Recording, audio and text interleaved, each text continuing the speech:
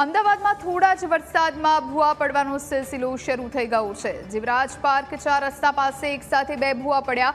200 મીટરના અંતરે જ 2 મોટા ભૂવા પડ્યા। ડ્રેનેજ લાઇનમાં ભંગાણ થતા જીવરાજ પાર્ક વિસ્તારમાં ભૂવો પડ્યો।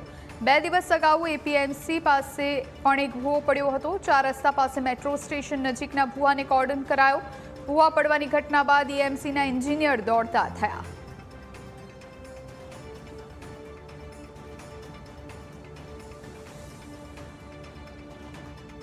આ આગળની જે આપણે અહીંયા આગળ જે પહેલાં જે કામ થયેલું એમાં બરાબર ધ્યાન નહીં આપેલું, જેથી આ વારે વારે આ વસ્તુ બની રહી છે। આગળ પણ 2 વર્ષ પહેલાં પણ આગળ ભૂવો પડ્યો હતો સ્વામી મંદિર પાસે, એટલે જેથી સરકાર બરાબર ધ્યાન નથી આપતી, કોર્પોરેશન પર ધ્યાન નથી આપતું।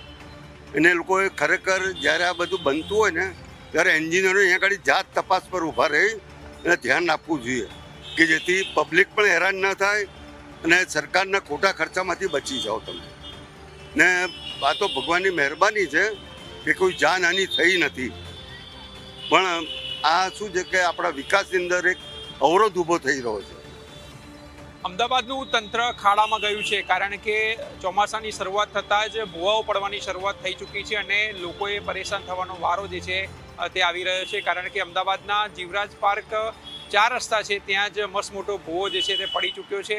ખાસ વાત કરવામાં આવે તો વેજલપુરનો જે બ્રિજ ઉતરવામાં આવે ત્યારે તરત જ 4 રસ્તા ઉપર મસ્ત મોટા 2 ભૂવાઓ જે છે તે પડી ચૂક્યા છે અને 18 થી 20 ફૂટ પહોળાઈનો આ જે ભૂવો છે તે તંત્રની પોલ જે છે તે ખોલી ચૂક્યો છે। તમે જોઈ શકો છો કે અમદાવાદના આ જીવરાજ 4 રસ્તા પાસે આ ભૂવો જે છે તે પડ્યો છે અને તેના જ કારણે સમગ્ર રસ્તો જે છે તે બંધ કરી દેવાની ફરજ જે છે તે પડી છે। તમે જોઈ શકો છો કે 1 કિલોમીટર જેટલો રસ્તો જે છે તે બંધ કરી દેવામાં આવ્યો છે અને લોકોનો આ પણ આક્ષેપ છે કે અમદાવાદ મ્યુનિસિપલ કોર્પોરેશનની જ્યારે કામગીરી કરવામાં આવી હતી ત્યારે એન્જિનિયરોએ પૂરતું ધ્યાન આપ્યું ન હતું અને તેના જ કારણે આ પ્રકારની સ્થિતિ જે છે તે સર્જાઈ છે। 2 વર્ષ પહેલાં પણ આ પ્રકારની સ્થિતિ જે છે તે અહીંયા જોવા મળી હતી, ત્યારે ફરી એકવાર આજે અહીંયા એક સાથે 2 ભૂવા જે છે તે પડતા ટ્રાફિક જામની સમસ્યા પણ જે છે તે સર્જાઈ છે અને એક જ માંગ કરવામાં આવી રહી છે કે યોગ્ય કામગીરી થાય, કારણ કે હજુ તો ચોમાસાની શરૂઆત જ છે ત્યારે આ પ્રકારના ભૂવા જે છે તે પડ્યા છે અને ખાસ કરીને એપીએમસી પાસે એટલે અહીંયાથી 2 કિલોમીટર દૂર પણ જે છે તેમાં એપીએમસીમાં એક ડમ્પર જે છે તે પણ ભૂવામાં ખાબક્યું હતું। તો બીજી તરફ આ 4 રસ્તા ઉપર જ મસ્ત મોટા 2 ભૂવા પડતા લોકોએ પારાવાર હાલાકીનો સામનો કરવો પડી રહ્યો છે।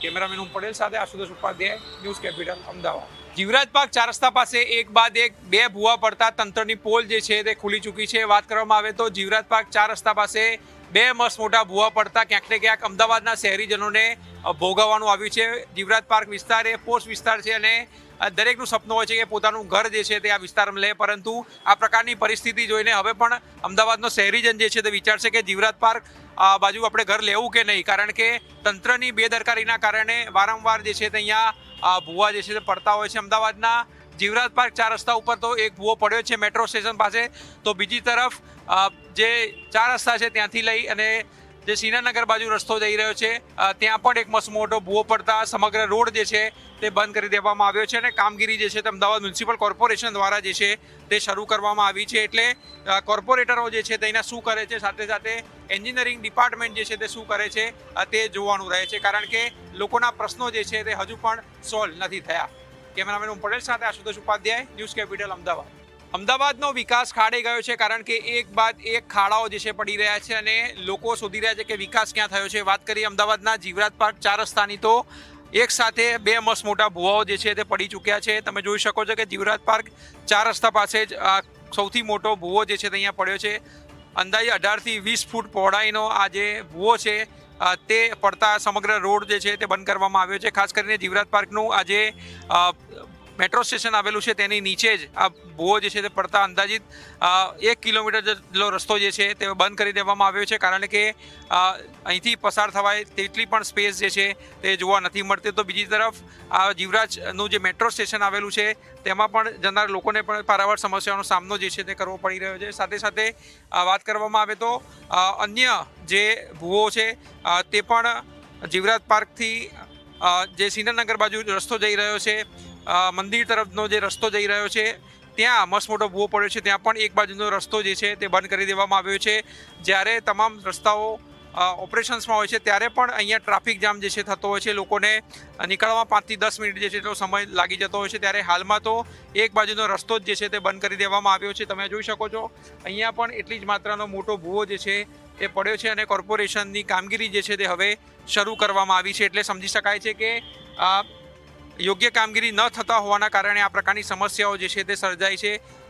એપીએમસી પાસે પણ મસ્ત મોટો ભૂવો જે છે તે પડ્યો હતો, તેમાં તો ખુદ કોર્પોરેશનનું ડમ્પર જે છે તે અંદર ખાબક્યું હતું. તો બીજી તરફ આ પ્રકારના એક સાથે 2 ભૂવા પડતા તંત્રની કામગીરી જે છે તેની સામે સવાલો જે છે તે ઊભા થઈ રહ્યા છે અને ક્યારે યોગ્ય નિરાકરણ લાવશે તે પણ એક સૌથી મોટો પ્રશ્ન જે છે જોવા મળી રહ્યો છે. પરંતુ કોર્પોરેશનની કામગીરીના કારણે અનેક લોકો જે છે તે પરેશાન થઈ રહ્યા છે. ત્યારે આનું કાયમી નિરાકરણ ક્યારે આવશે તે જોવાનું રહે છે. કેમેરામેન ઓમ પટેલ સાથે આશુતોષ ઉપાધ્યાય, ન્યૂઝ કેપિટલ, અમદાવાદ.